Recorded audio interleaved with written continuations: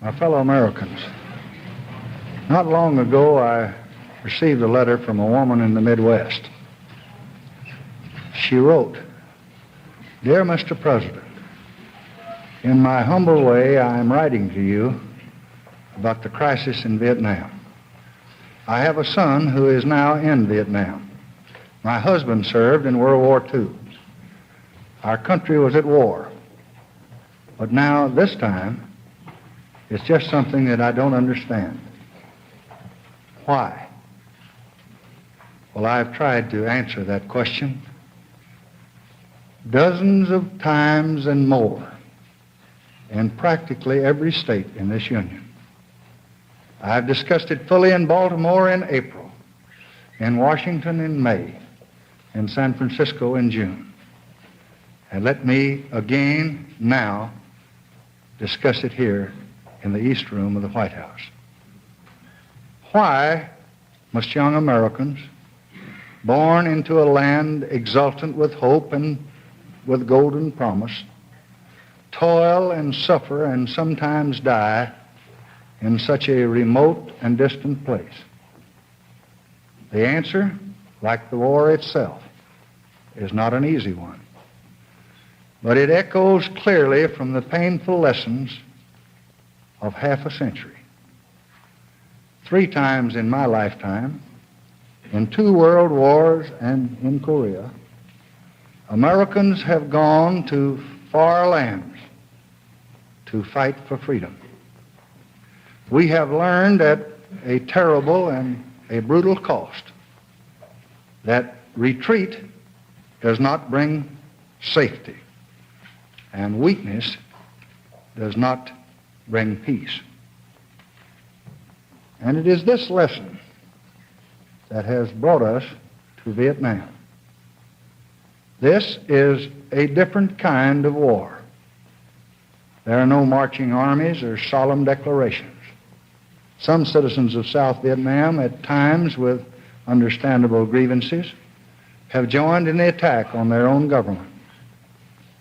But we must not let this mask the central fact that this is really war. It is guided by North Vietnam and it is spurred by Communist China. Its goal is to conquer the South, to defeat American power, and to extend the Asiatic dominion of communism. And there are great stakes in the balance. Most of the non-communist nations of Asia cannot by themselves and alone resist the growing might and the grasping ambition of Asian communism. Our power, therefore, is a very vital shield. If we are driven from the field in Vietnam, then no nation can ever again have the same confidence in American promise or in American protection. In each land, the forces of independence would be considerably weakened. And an Asia so threatened by communist domination would certainly imperil the security of the United States itself. We did not choose to be the guardians at the gate, but there is no one else. Nor would surrender in Vietnam bring peace, because we learned from Hitler at Munich that success only feeds the appetite of aggression. The battle would be renewed in one country and then another country, bringing with it perhaps even larger and crueler conflict, as we have learned from the lessons of history. Moreover, we are in Vietnam to fulfill one of the most solemn pledges of the American nation. 3 presidents, President Eisenhower, President Kennedy, and your present president, over 11 years have committed themselves and have promised to help defend this small and valiant nation. Strengthened by that promise, the people of South Vietnam have fought for many long years. Thousands of them have died. Thousands more have been crippled and scarred by war.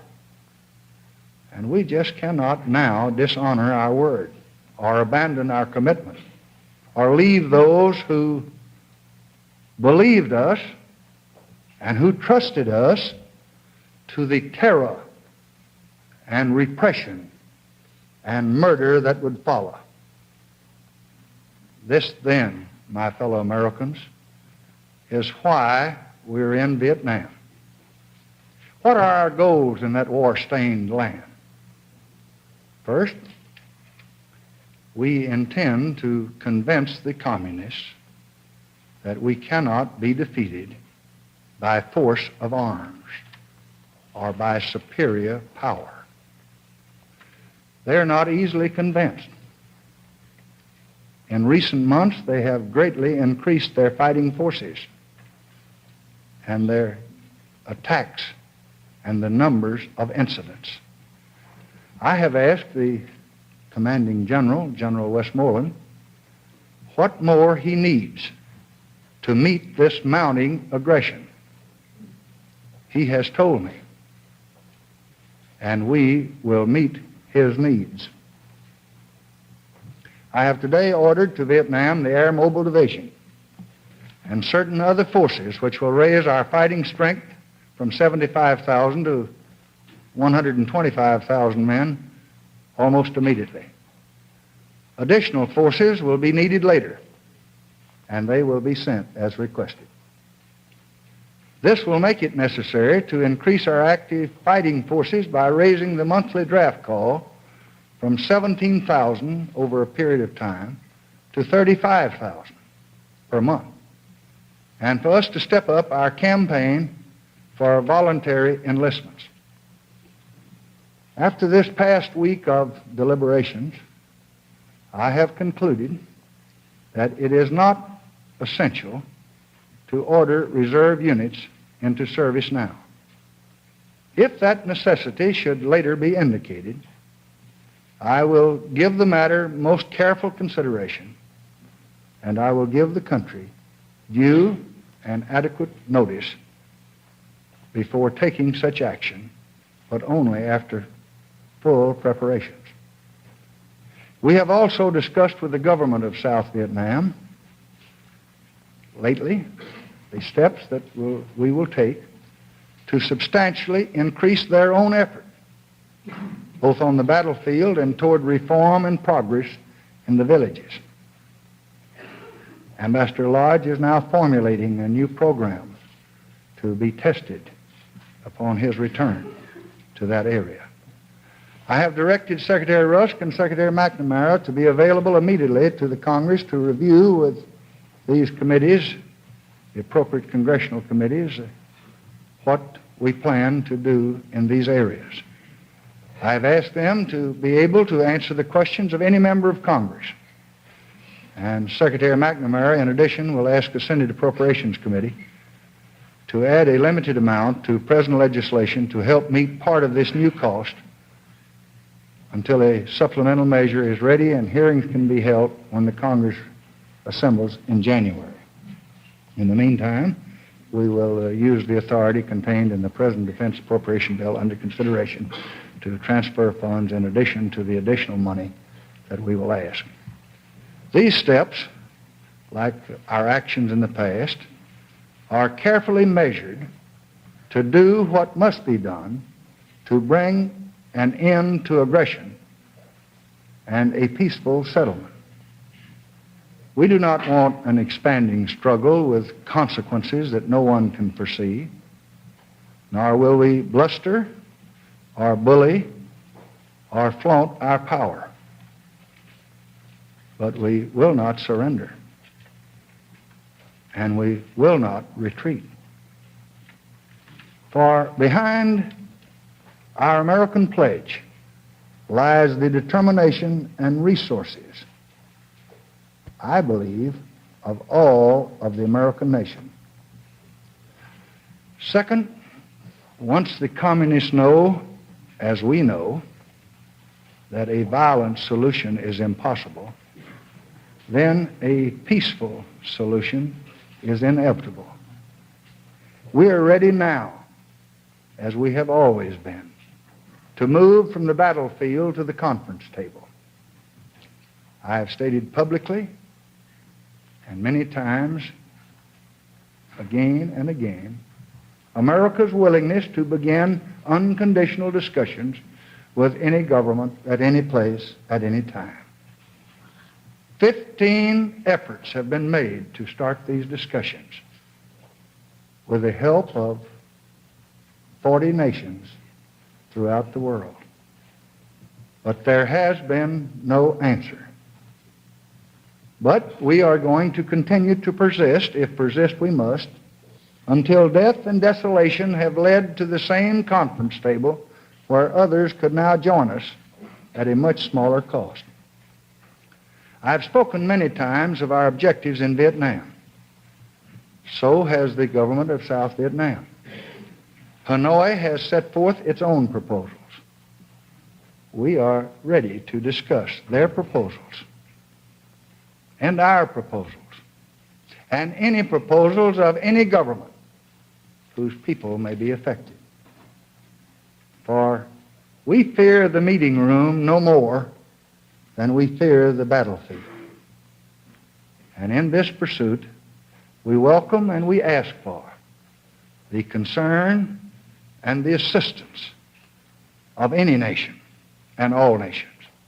And if the United Nations and its officials or any one of its 114 members can, by deed or word, private initiative or public action, bring us nearer an honorable peace, then they will have the support and the gratitude of the United States of America. I have directed Ambassador Goldberg to go to New York today and to present immediately to Secretary General Utah a letter from me requesting that all the resources and the energy and the immense prestige of the United Nations be employed to find ways to halt aggression and to bring peace in Vietnam. I made a similar request at San Francisco a few weeks ago. Because we do not seek the destruction of any government, nor do we covet a foot of any territory. But we insist, and we will always insist, that the people of South Vietnam shall have the right of choice, the right to shape their own destiny in free elections in the South or throughout all Vietnam under international supervision. And they shall not have any government imposed upon them by force and terror, so long as we can prevent it. This was the purpose of the 1954 agreements, which the communists have now cruelly shattered. And if the machinery of those agreements was tragically weak, its purposes still guide our action. And as battle rages, we will continue as best we can to help the good people of South Vietnam enrich the condition of their life, to feed the hungry and to tend the sick and teach the young and shelter the homeless and help the farmer to increase his crops and the worker to find a job. It is an ancient but still terrible irony that while many leaders of men create division in pursuit of grand ambitions, the children of man are really united in the simple, elusive desire for a life of fruitful and rewarding toil. As I said in Johns Hopkins at Baltimore, I hope that one day we can help all the people of Asia toward that desire. And Eugene Black has made great progress since my appearance in Baltimore in that direction. Not as the price of peace, for we are ready always to bear a more painful cost, but rather as a part of our obligations of justice toward our fellow man. And let me also add now a personal note. I do not find it easy to send the flower of our youth, our finest young men, into battle. I've spoken to you today of the divisions and the forces and the battalions and the units. But I know them all, every one. I have seen them in 1,000 streets of 100 towns in every state in this Union, working and laughing and building and filled with hope and life. And I think I know, too, how their mothers weep and how their families sorrow. And this is the most agonizing and the most painful duty of your president. And there's something else, too. When I was young, poverty was so common that we didn't know it had a name. And education was something that you had to fight for. And water was really life itself. I have now been in public life 35 years, more than 3 decades. And in each of those 35 years, I have seen good men and wise leaders struggle to bring the blessings of this land to all of our people. And now, I am the president. It is now my opportunity to help every child get an education, to help every Negro and every American citizen have an equal opportunity, to help every family get a decent home, and to help bring healing to the sick and dignity to the old. As I have said before, that is what I've lived for. That's what I've wanted all my life since I was a little boy. And I do not want to see all those hopes and all those dreams of so many people for so many years now drowned in the wasteful ravages of cruel wars. And I'm going to do all I can do to see that that never happens. But I also know, as a realistic public servant, that as long as there are men who hate and destroy, we must have the courage to resist, or we'll see it all. All that we have built, all that we hope to build, all of our dreams for freedom, all will be swept away on the flood of conquest. So, too, this shall not happen. We will stand in Vietnam.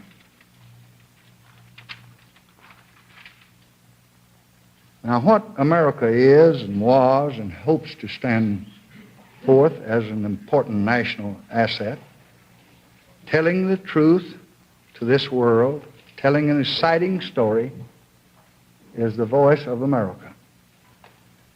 I classify this assignment in the front rank of importance to the freedom of the world.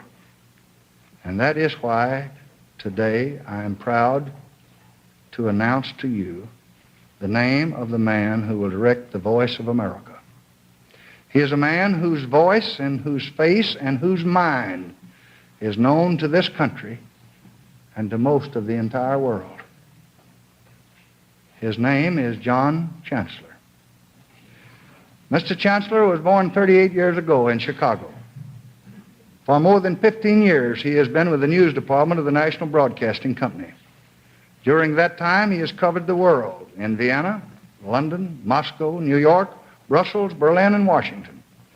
Since 1964, he has been with you, one of the White House correspondents.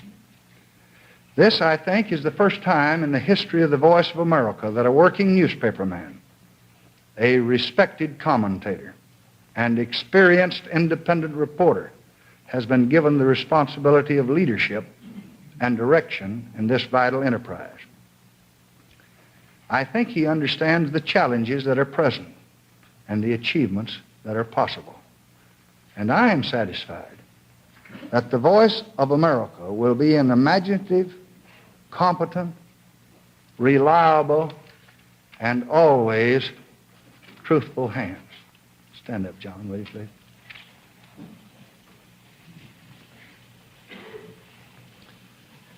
The President has few responsibilities of greater importance or greater consequence to the country's future than the constitutional responsibility of nominating justices for the Supreme Court of the United States.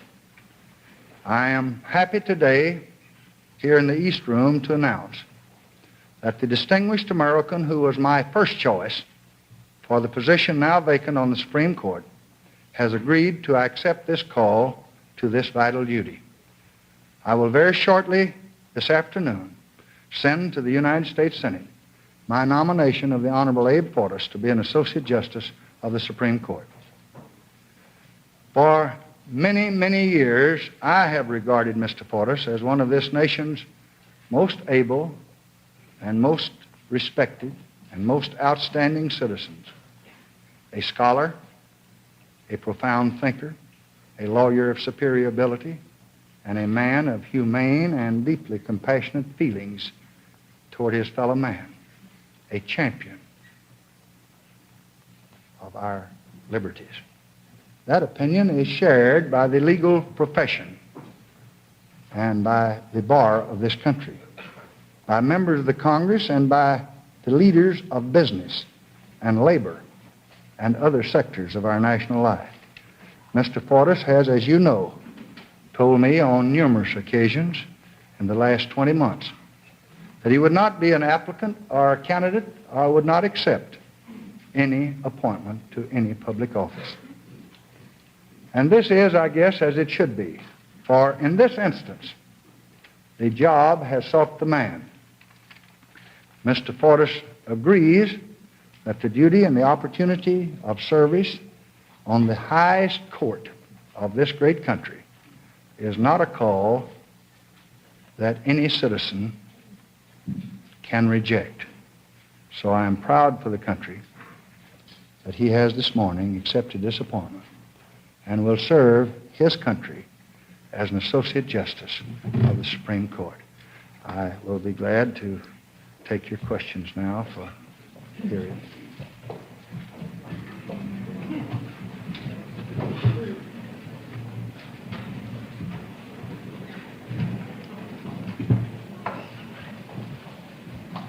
A little water here.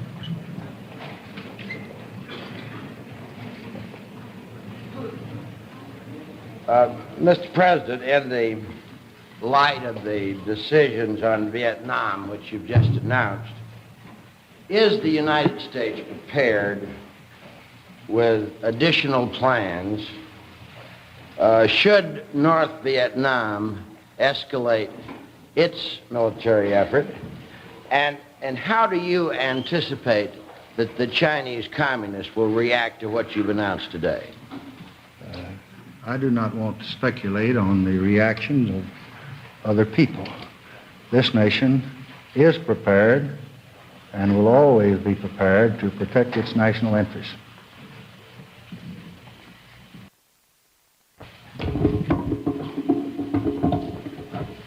Well, talked about a timetable in connection with Vietnam. You have said, and you repeated today, that the United States will not be defeated, will not grow tired. Donald Johnson, National Commander of the American Legion, went over to Vietnam in the spring and later called on you. He told White House reporters that he could imagine the war over there going on for 5, 6, or 7 years. Have you thought of that possibility, sir? And do you think the American people ought to think of that possibility? Yes, I think the American people ought to understand that there's no quick solution to the problem that we face there. I would not want to prophesy or predict whether it would be a matter of months or years or decades. I do not know that we had any accurate timetable on how long it would take to bring victory in World War I. I don't think anyone really knew whether it would be 2 years or 4 years or 6 years to meet with success in World War II. I do think our cause is just. I do think our purposes and objectives are beyond any question. I do believe that America will stand united behind her men that are there.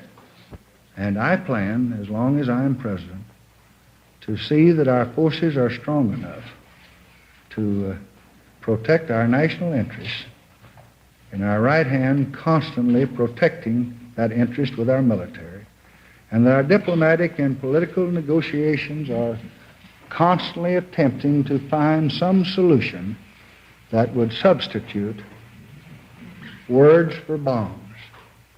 And as I have said so many times, if anyone questions our good faith and will ask us to meet them to try to reason this matter out, they will find us at the appointed place, at the appointed time, in the proper chair.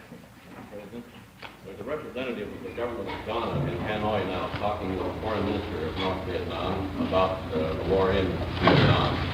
Do you see any indication of something good will come of these talks? We are always hopeful that every effort in that direction will meet with success.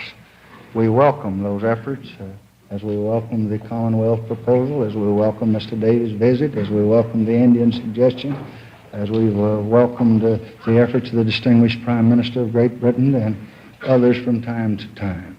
As I just said, I hope that every member of the United Nations that has any idea, any plan, any program, any suggestion, that they will not let them go unexplored. I'm sorry. What you have outlined as your program for now, it would seem that you feel that we can have guns and butter for the foreseeable future. Do you have any idea right now, though, that down the road a piece, the American people may have to face the problem of guns or butter?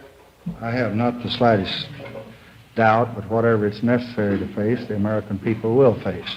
I think that all of us know that we are now in the 52nd month of the prosperity that's been unequaled in this nation.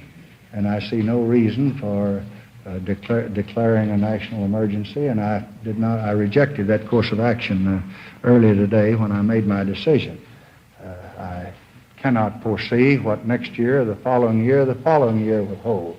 I only know that the Americans will do whatever is necessary, and at the moment we enjoy the good fortune of having an unparalleled period of prosperity with us, and this government's going to do all it can to see it continued. Mr. Lisgore? Then can you tell us whether the missile sites in North Vietnam that were bombed yesterday were manned by Russians, and whether or not the administration has a policy about Russian technicians in North Vietnam? No, we have no information as to how they were manned. We cannot speak with any authority on that matter. We made the decision that we felt our national interest required, and as those problems present themselves, we will face up to them.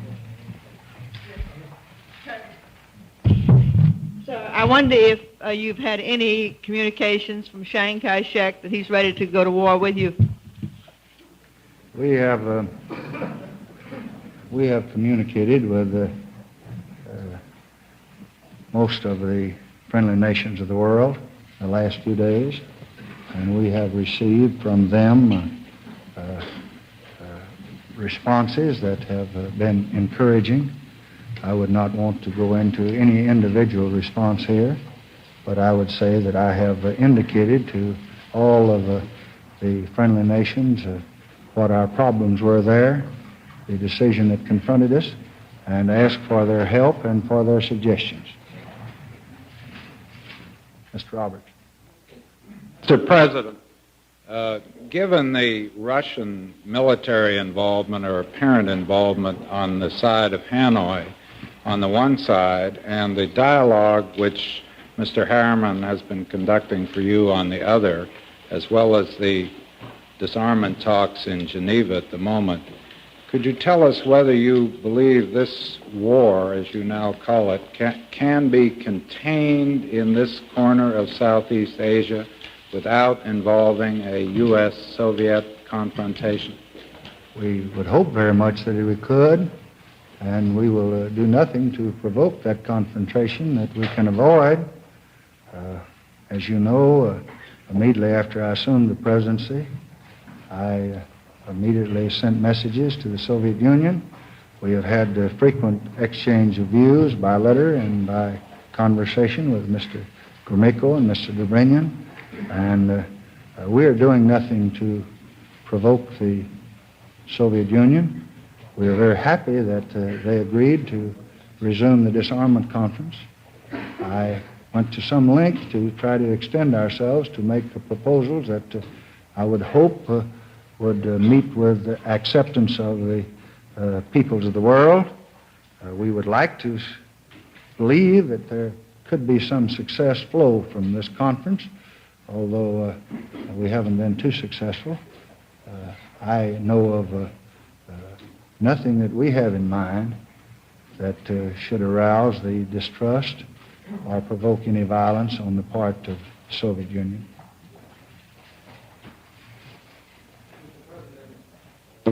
Does the fact that you're sending additional forces to Vietnam imply any change in the existing policy of relying mainly on the South Vietnamese to carry out offensive operations and using American forces to guard American installations and to act as an emergency backup? It does not imply any change in policy whatever.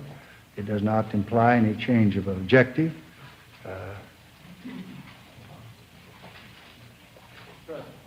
Would you like to see the United Nations now move formally as an organization to attempt to achieve a settlement in Vietnam?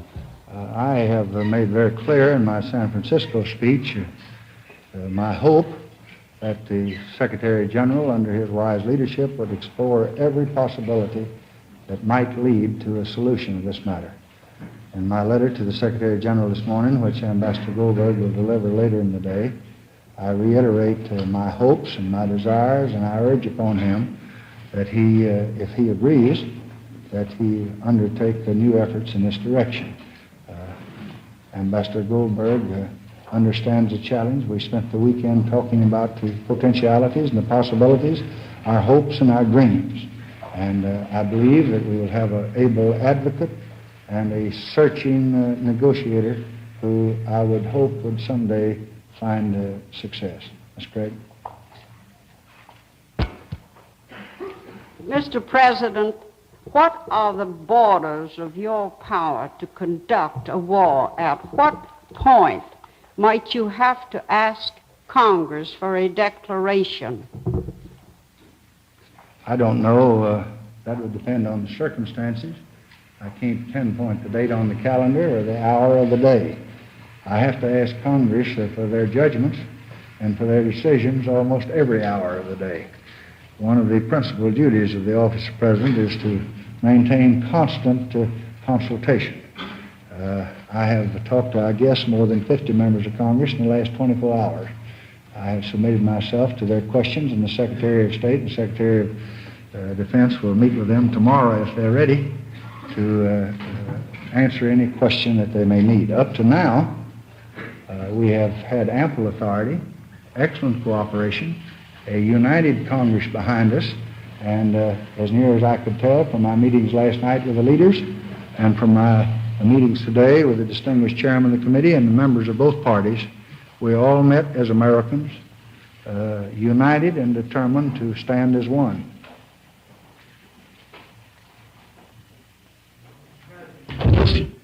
In this connection, however, Last night, one of the leading governors of the Republicans said some rather strong things. Governor Hatfield of Oregon said the most recent escalation of action in Vietnam is moving all the people of the earth closer to World War III, and we have no moral right to commit the world, and especially our own people, to World War III unilaterally or by the decision of a few experts. This seems to imply rather strong criticism of present policies. Do you care to express any reaction? Yes, I don't interpret it that way. I think there are dangers in escalation. I don't think I have any right to commit the whole world to World War III. I'm doing everything I know how to avoid it. But retreat is not necessarily the best way to avoid it. I have outlined to you what I think is the best policy. I would hope that Governor Hatfield and the other governors, when they understand what we are doing and when I have a chance to submit myself to their questioning and to counsel with them, would share my view. I know they have the same concern for the American people and the people of the world as I do. And I don't believe our objectives will be very different. As a matter of fact, I asked the governors if they could to come here at the conclusion of their deliberations, and I will have my plane go to Minneapolis tomorrow, and I believe 43 of the 48 have indicated a desire to come here.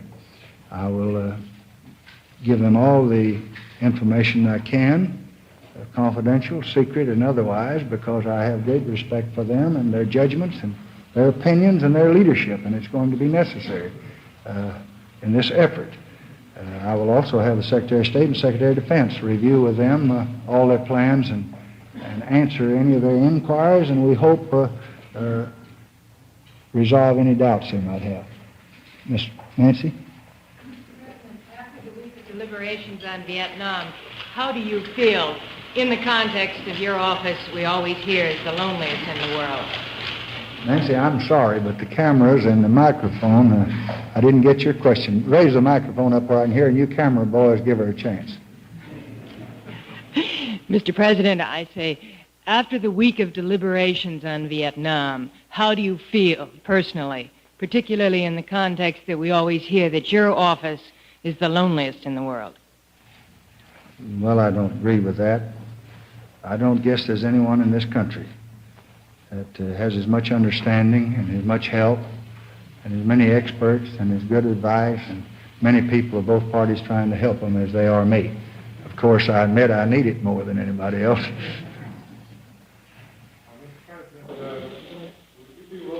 Nancy, I haven't been lonely the last few days. I've had lots of callers. Mr. President, would you be willing to permit direct negotiations with the Viet Cong forces in South Vietnam? We have stated time and time again that we would negotiate with any government, any time, any place. The Viet Cong would have no difficulty in being represented and having their views presented if Hanoi, for a moment, decides that she wants to cease aggression. And I would not think that would be an insurmountable problem at all. I think that could be worked out. Mike?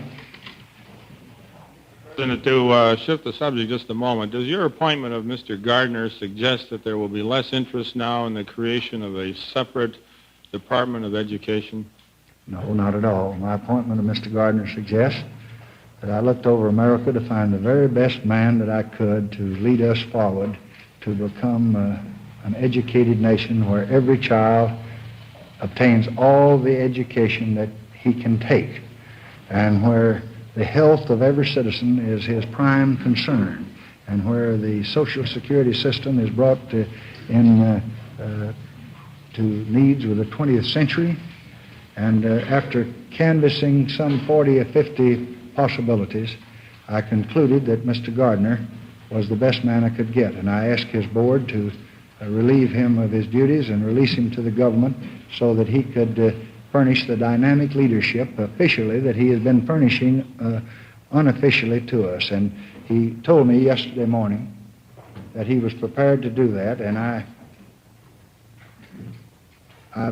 remembered that I hadn't asked him what state he lived in, where his permanent residence was, so I put it on the nomination paper, or what party he belonged to. And he rather, well, maybe somewhat hesitatingly said, I'm a Republican. I don't mean that his hesitating meant any particular significance.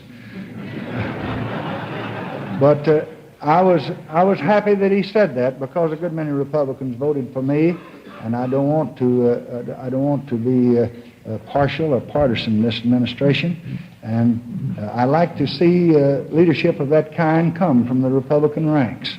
And so I told him that if he had no objection, I would announce very promptly his appointment.